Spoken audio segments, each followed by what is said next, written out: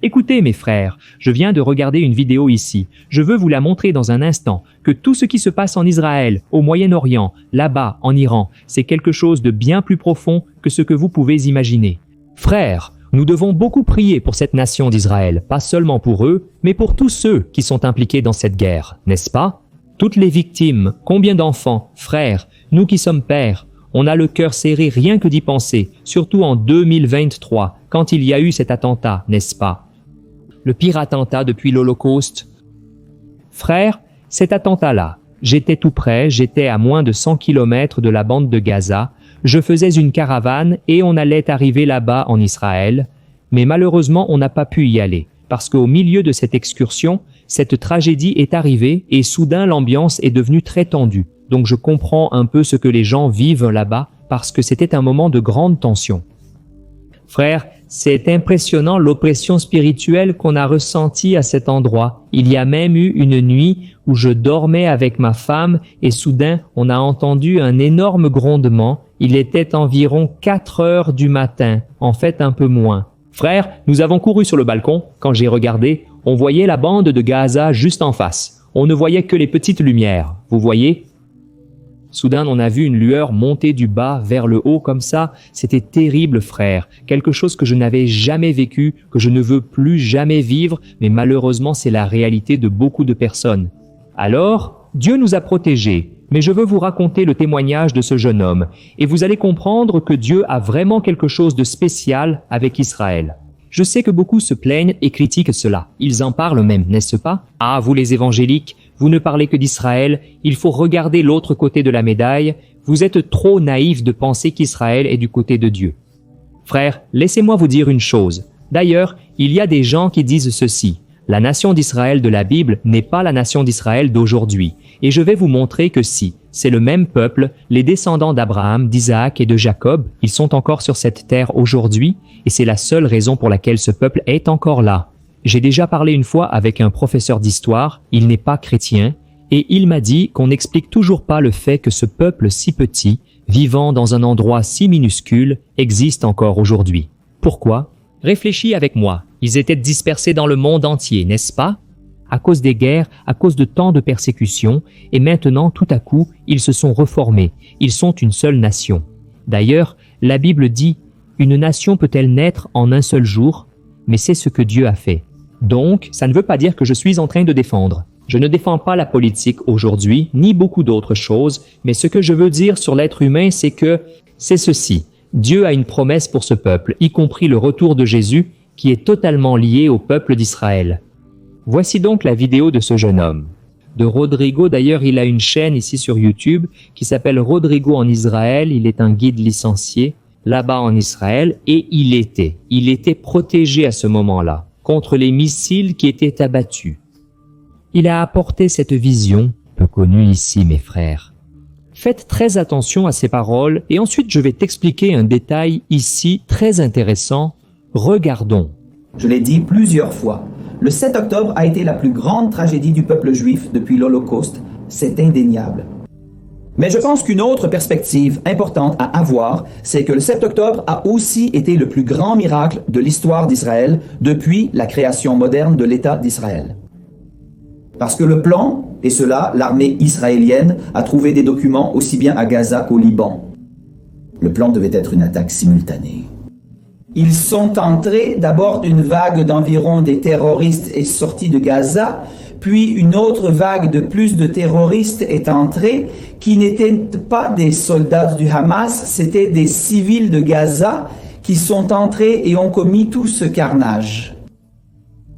Ce nombre-là représentait, je ne sais pas, 1/5 du nombre qui serait entré depuis le Liban. Le Liban, le Hezbollah au Liban était la plus grande organisation paramilitaire du monde. L'organisation paramilitaire la mieux armée du monde. Ils avaient plus de 100 000 soldats. Imagine 15 000 de ces gars-là envahissant depuis le nord. Ils allaient se retrouver à Tel Aviv. C'était le plan. Ils venaient tuer de là, ils venaient tuer d'ici. Ils se retrouvent à Tel Aviv. En même temps, cette attaque d'artillerie, l'attaque de missiles balistiques qui venaient d'Iran, qui est arrivée 6 mois plus tard, c'était la plus grande attaque de missiles balistiques de l'histoire de l'humanité. Plus de 300. Balistiques. Cela devait arriver en même temps. Jour. Alors, Tout était censé arriver en même temps. mec là, On aurait eu 200, 300 000 morts, et ça aurait été un carnage, et personne ne sait pourquoi. Il y a eu une confusion dans le camp ennemi là-bas. Il s'est passé quelque chose, Hamas est entré, le Liban n'a pas répondu, l'Iran n'a pas répondu, ils ont fait quelque chose de beaucoup plus symbolique, et on a été épargné par un miracle. un miracle, un miracle. Miracle! Mon frère, vous avez entendu ça? Frère, Dieu a quelque chose avec Israël. On ne peut pas le nier, que ça vous plaise ou non, que vous soyez d'accord ou non. Je ne dis pas qu'on soit d'accord avec la foi des Israéliens aujourd'hui, par exemple, d'autant plus que seulement 1 ou 2% d'entre eux croient que Jésus est le Fils de Dieu, tu comprends? Mais frère, il est indéniable que les promesses de Dieu sont liées à ce peuple, n'est-ce pas? Alors, ce jeune homme ici, il a dit quelque chose de très intéressant. Il aurait dû se produire, frère, une catastrophe. D'ailleurs, cela m'a rappelé ce passage de 2 Chroniques qui parle du roi Josaphat, que Josaphat s'est retrouvé encerclé par ses ennemis, il n'y avait plus d'issue. Autrement dit, ce qui s'est passé ici est un schéma prophétique. Cela s'est produit à plusieurs moments dans l'histoire, et Dieu a toujours délivré le peuple. Alors, la Bible dit que le roi Josaphat a simplement prié, il a fait jeûner le peuple, ils ont commencé à invoquer Dieu, jusqu'à ce que Dieu suscite un jeune homme au milieu de ce peuple, et il a dit, Dieu a ordonné de dire que cette bataille n'est pas la vôtre, vous n'allez pas combattre, mais c'est Dieu lui-même qui va combattre. Mettez simplement les chanteurs devant, mettez les musiciens, et alors, frères, ils ont commencé à jouer et à chanter, disant, le Seigneur est bon et sa miséricorde dure à jamais. Et c'est à ce moment-là, frères, tu sais ce que Dieu a fait? Il a semé la confusion parmi les ennemis, ils se sont battus entre eux, et il n'y a pas eu cette attaque, et ce sont eux qui sont morts. Ce sont les ennemis qui ont payé le prix, et les Israélites n'ont pas eu besoin de prendre les armes. Frères, il est clair que Dieu a un lien particulier avec Israël. J'ai préparé une vidéo ici pour vous, très importante, très intéressante, montrant ce que l'archange Michel fait en Israël en ce moment. Retenez bien ceci, frères, c'est quelque chose de spirituel. Je sais que tu n'es peut-être pas d'accord avec beaucoup de choses, mais le plan prophétique est en train de s'accomplir. Je vais mettre cette vidéo ici maintenant et tu vas voir un autre miracle que Dieu avait déjà fait dans les années 1970. Fais attention à cette grande délivrance que Dieu a donnée une fois de plus. Cette fois-ci, ce que je vais te montrer va t'impressionner encore plus, d'accord? Si tu aimes le contenu pertinent basé sur la Bible, abonne-toi aussi à ma chaîne. Clique sur « J'aime ». Ça aide YouTube à diffuser à plus de personnes et je veux prier pour ta vie chaque jour ici sur ma chaîne. D'accord? Regarde la vidéo, hein? Tu as sûrement déjà vu sur Internet des vidéos montrant une délivrance de Dieu où, de justesse, la personne parvient à sortir indemne d'un grave accident sans la moindre égratignure. Certains disent que c'est de la chance et d'autres disent que ces délivrances arrivent grâce aux anges de Dieu. Est-ce qu'ils seraient autour de nous tout le temps? Est-ce qu'ils peuvent y intervenir même dans quelque chose de plus grand, comme une nation en guerre, par exemple? Dans la vidéo d'aujourd'hui, je vais te révéler quelque chose de surprenant sur l'archange Michel, en te montrant ce qu'il est en train de faire en ce moment même, et à la fin, je vais te raconter un témoignage étonnant d'un moment où les anges célestes ont littéralement défendu les Israéliens lors d'une bataille il n'y a pas si longtemps. Frères, les anges sont partout et de nombreuses délivrances qui arrivent sont vraiment grâce à eux. La Bible est remplie d'exemples d'anges agissant dans la vie des gens et elle les divise en une hiérarchie. Il y a les séraphins, les chérubins, les êtres vivants et l'archange Michel. Les séraphins font partie d'une classe d'anges ayant une position très importante au ciel. Dans Isaïe chapitre 6, il est dit qu'ils ont de grandes responsabilités et qu'ils se tiennent près du trône de Dieu et les chérubins ont aussi de l'autorité. Ils travaillent directement pour Dieu en accomplissant des tâches spéciales. Ils restent près du trône du Seigneur, prêts à faire tout ce que Dieu ordonne. Et les êtres vivants sont d'autres types d'êtres spirituels qui se tiennent autour du trône de Dieu. Ils ressemblent à un lion, un bœuf, un homme et un aigle. Ils sont très puissants et adorent Dieu jour et nuit en disant « Saint, Saint, Saint est le Seigneur, le Dieu Tout-Puissant, qui était, qui est et qui vient. » et il y a aussi l'archange Michel.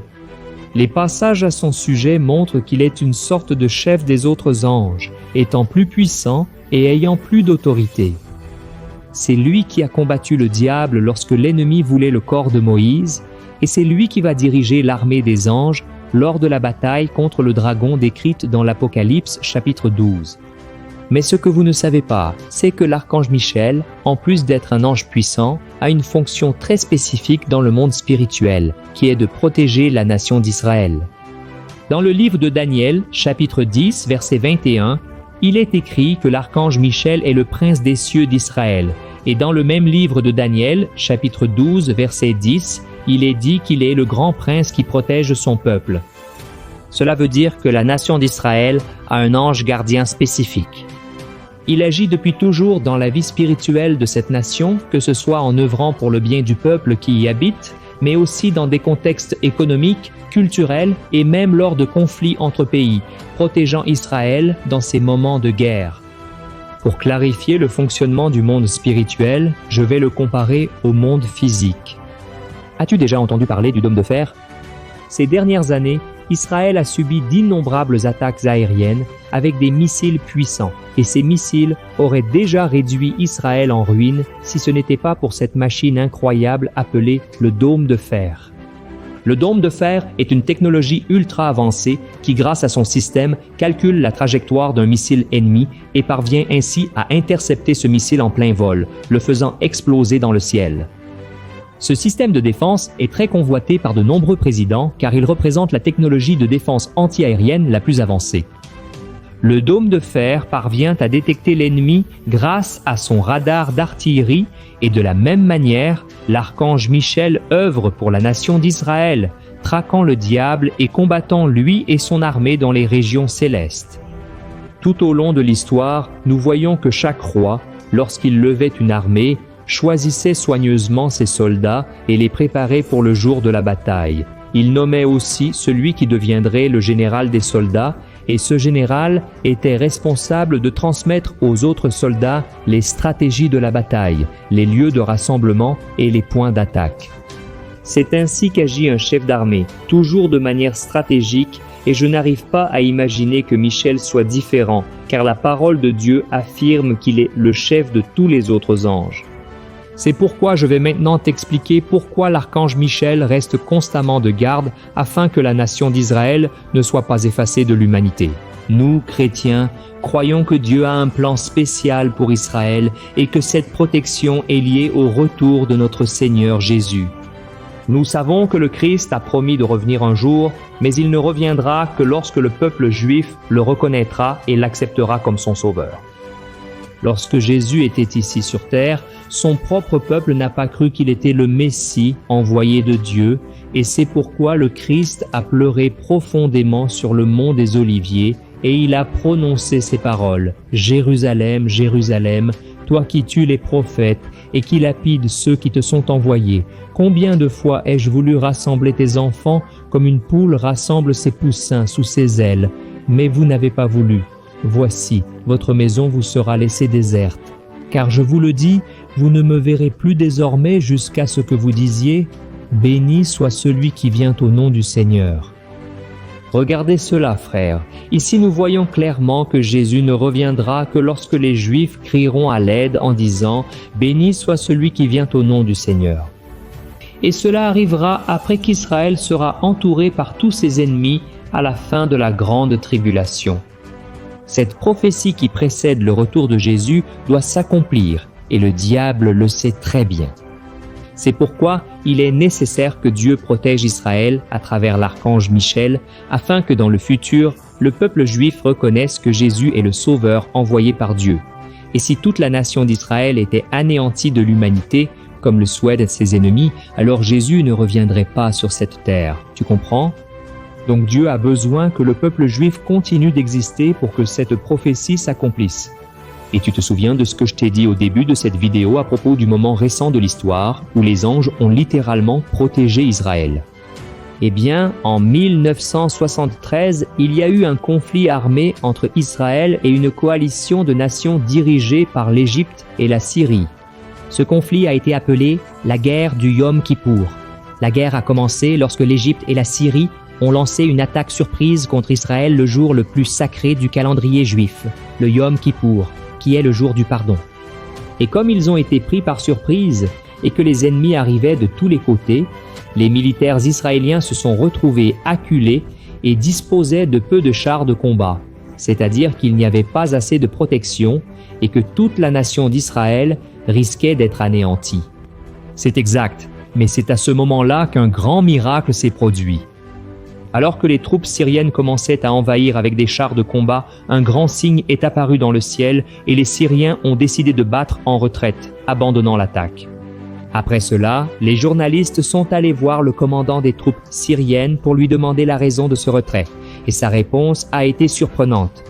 Il a dit que, alors qu'ils avançaient avec leurs chars, les soldats ont commencé à voir plusieurs anges voler et une grande main descendait du ciel, donnant l'ordre aux soldats de s'arrêter et d'abandonner le plan d'attaque. Ainsi, les soldats ont fui et cela montre la grande fidélité de Dieu envers le peuple d'Israël. Que ce témoignage serve d'encouragement pour toi qui es chrétien, car la Bible dit que les anges sont envoyés par Dieu pour aider tous ceux qui vont recevoir le salut. As-tu déjà pensé qu'en ce moment même, il pourrait y avoir des anges autour de toi, te protégeant dans toutes tes voies? Bien sûr, tu ne dois pas prier les anges, ni même les adorer. Ils sont là uniquement pour remplir leur rôle, qui est de te protéger. Les seuls anges qui veulent une adoration exclusive sont les anges déchus, c'est-à-dire les démons.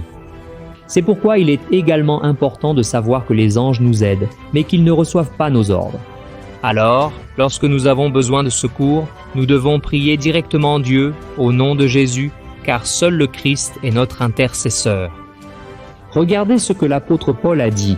Qui portera une accusation contre les élus de Dieu? C'est Dieu qui les justifie.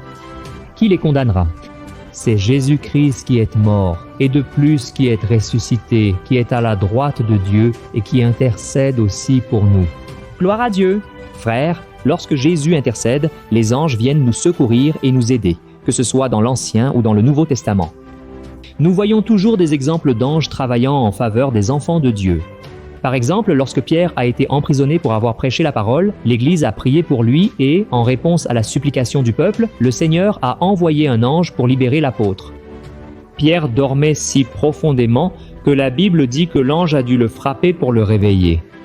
Les chaînes sont alors tombées de ses poignets, la porte de la prison s'est ouverte et Pierre est parti, ce qui montre que ces êtres spirituels peuvent de même se matérialiser et venir à notre rencontre selon le dessein de Dieu. Dans Hébreux chapitre 13, verset 2, il est écrit « N'oubliez pas de faire preuve d'hospitalité, car certains, sans le savoir, ont hébergé des anges. » Remarquez que la parole de Dieu affirme que nous pouvons recevoir des anges dans nos maisons, comme l'exemple de Lot, le neveu d'Abraham, qui a reçu chez lui la visite d'anges pour sauver sa famille de la destruction qui allait s'abattre sur Sodome et Gomorrhe. Ainsi, en plus de pouvoir compter sur les anges de Dieu, dans les moments de délivrance, nous pouvons croire qu'il existe un général plus puissant que l'archange Michel lui-même. Isaïe a prophétisé au sujet de ce général puissant et l'a appelé le prince de la paix. Son nom est Jésus-Christ. Bientôt, toutes les nations connaîtront sa puissance qui apportera la paix au peuple lorsqu'il reviendra du ciel pour régner sur la terre et vaincre le diable. Jésus est au-dessus de tout ange, principauté ou puissance. Son nom est au-dessus de tous les autres noms et par sa grâce, le Fils de Dieu donnera toujours des ordres à ses anges à notre sujet. N'est-ce pas merveilleux? C'est pourquoi nous devons louer et glorifier le nom de Jésus.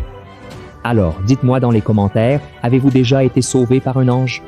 Avez-vous déjà vécu un moment où vous avez reçu un miracle ou même été consolé par Dieu? Soyez sûr que c'était un ange et je veux que vous écriviez cela ici dans les commentaires. Cela encouragera les gens à faire confiance aux soins de Dieu pour eux. Amen.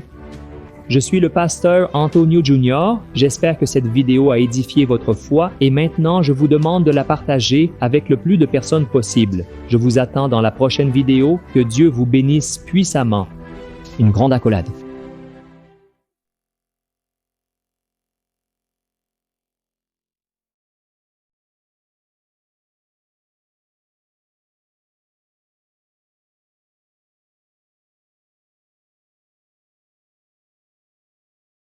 Sous-titre Adriana.